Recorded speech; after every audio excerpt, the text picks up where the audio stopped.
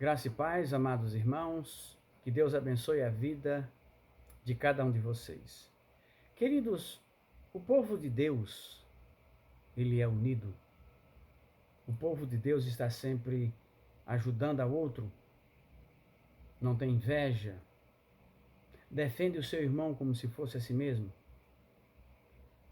Para sermos identificados como povo de Deus, muita coisa precisa ser retirada do nosso coração. Invejas, fofocas, separações, orgulho, desunião, ódio.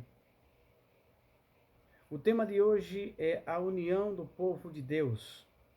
E a gente vai para Êxodo, capítulo 10, de 1 a 4, e a palavra de Deus diz assim: Depois disse o Senhor a Moisés: Vai a Faraó, porque tenho endurecido o seu coração e o coração dos seus servos, para fazer estes meus sinais no meio deles, e para que contem aos ouvidos de teus filhos e dos filhos dos teus filhos as coisas que fiz no Egito e os meus sinais que tenho feito entre eles, para que saibas que eu sou o Senhor. Assim foram Moisés e Arão a Faraó, e disseram: Assim diz o Senhor Deus dos Hebreus: Até quando recusarás humilhar-te diante de mim? Deixa e o meu povo para que me sirva, porque se ainda recusares deixar ir o meu povo, eis que trarei amanhã gafanhoto aos teus termos. Vamos olhar também Êxodo 10, 8, 11. Mais uma tentativa de Moisés com o faraó. Então Moisés e Arão foram levados outra vez a Faraó, e o faraó disse: Ide, servi ao Senhor vosso Deus. Quais são os que hão de ir? E Moisés disse: Havemos de ir com os nossos jovens e com os nossos velhos, com os nossos filhos, com as nossas filhas, com as nossas ovelhas, com os nossos bois, havemos de ir, porque temos que celebrar uma festa ao Senhor. Então ele lhe disse: Seja o Senhor assim convosco, como eu vos deixarei ir a vós e vossos filhos. Olhai que há mal diante da vossa face. Não será assim. Agora ide, homens, e servi ao Senhor, pois é isso que pedistes. E expulsaram Abraão e Arão da presença do faraó. Antes de falarmos sobre a união do povo de Deus, vamos falar rapidamente dessa frase: Vai a Faraó, porque tenho endurecido o seu coração e o coração de seus servos. Então Deus propositalmente fez o faraó recusar para depois castigá-lo? Não. Somente pessoas servas de Deus têm a graça especial de Deus, porque aceita ele em seu coração. Todas as pessoas têm a graça comum, aquela partícula que podem guiar as pessoas para Deus. Pessoas prepotentes, orgulhosas e ruins, por se julgarem acima de Deus e de todos, fazem tanta maldade que Deus retira deles a graça comum, porque essa graça está sendo ofendida. Então seus corações endurecem tanto que perdem a chance de visualizar ou sentir a Deus. Por isso o termo: Deus endureceu os seus corações. A gente, querido, se admira como pessoas conhecidas ou próximas a nós não quer nenhum contato com Deus. Será que Deus já retirou a graça comum no coração dessas pessoas? Cuidado, estão indo para a sua própria destruição. Os dois textos foram lidos com a recusa do faraó, mas na realidade o faraó recusou a proposta de Deus através de Moisés 10 vezes. A primeira quando Moisés transformou a vara em uma cobra, e depois quando vieram as pragas. Em muitas dessas recusas, o faraó ficava mentindo e perguntando várias vezes quem iria para o deserto, apesar de Moisés explicar direitinho para ele várias vezes. Na realidade, o faraó mudava de opinião porque era mentiroso e falso. Quando a situação apertava, ele mandava chamar Moisés. Quando Deus aliviava, através de Moisés, o faraó dizia: sai da minha presença. Qual a situação que estava Moisés nesse momento? Então, ele via que quando a situação do faraó apertava, ele mandava chamar Moisés e se fazia de esquecido e perguntava: quem é que vai mesmo? Vocês vão mesmo para onde? Ainda tinha ousadia de pedir a Moisés a bênção de Deus. Um Deus que ele não respeitava. Um Deus que ele não seguia.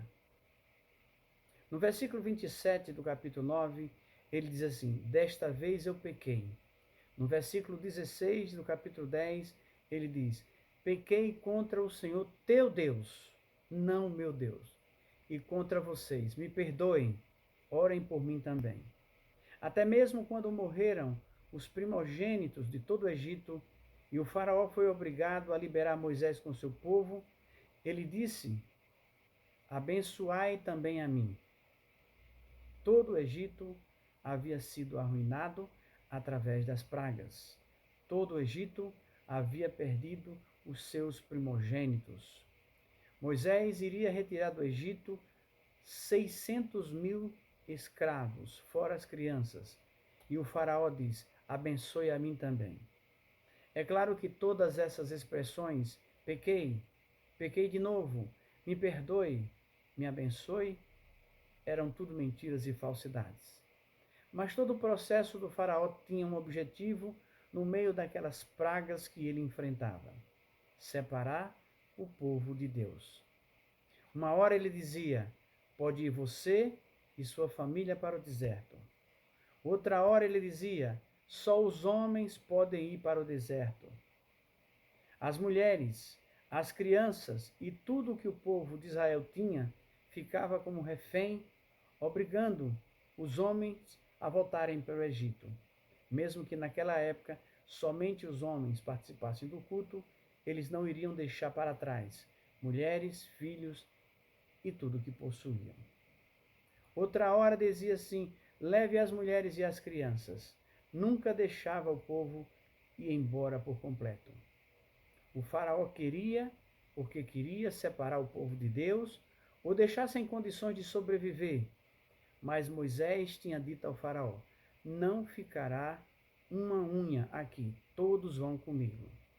Essa estratégia de separar as pessoas para vencê-las é um jogo antigo que é feito desde que o inimigo percebeu que separados somos mais fáceis de ser derrotados. Essa mesma estratégia, dividir para conquistar, foi utilizada pelo imperador romano César, por Filipe da Macedônia, por Napoleão. É um princípio comum na política e na guerra.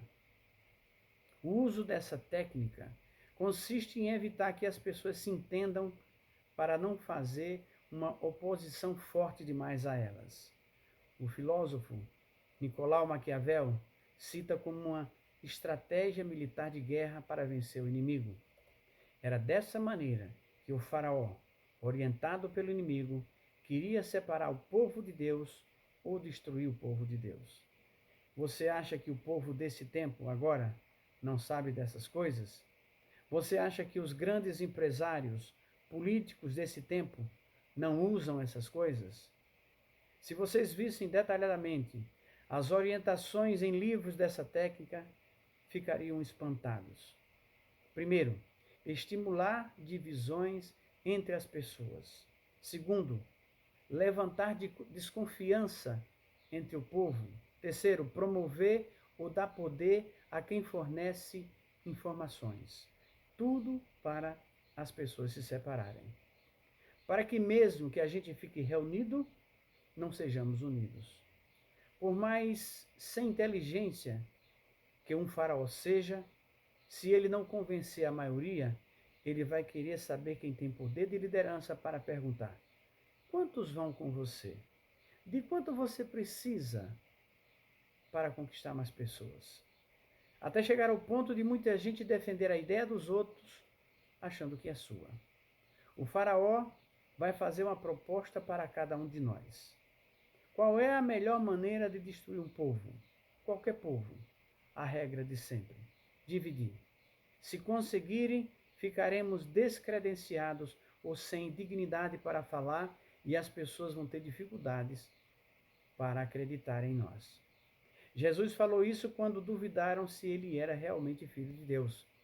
Em Mateus 12, 25, Jesus, conhecendo os seus pensamentos, disse: todo reino dividido contra si mesmo será arruinado, e toda cidade ou casa dividida contra si mesma não subsistirá. A nossa igreja, que é o reino de Deus aqui na terra, mesmo que a construção aumente as salas, mesmo que aumente os cômodos, mesmo que aumente a quantidade de pessoas, ela será destruída se nós não estivermos unidos, porque nós não podemos ter divisão dentro da igreja. Não podemos ter divisão entre os irmãos. Nós temos somente um Senhor e não dois, porque senão nós vamos andar muito tempo no deserto e nenhum culto nosso chegará ao coração de Deus. Nós vamos andar muito tempo no deserto e não vamos ver a terra prometida. Mesmo que não tenhamos Moisés para nos guiar, nós temos o Espírito Santo de Deus que testifica maior do que qualquer pessoa nesse mundo. Que Deus nos dê sabedoria, queridos. Que Deus nos dê a união. Porque nós temos que celebrar uma festa para Jesus, para os nossos filhos, para os filhos dos nossos filhos, para que eles saibam quem é o Senhor. Quando Jesus vier, não ficará nenhum aqui daqueles que resistiram ao Faraó desse tempo e que amaram a Jesus verdadeiramente. Todos irão com ele. Sejam expulsos da presença dos faraós desse mundo para ficarem na presença de Deus. Que Deus abençoe e nos mantenha sempre unidos naquele que morreu por nós, Jesus Cristo, o nosso Senhor. Que Deus nos abençoe.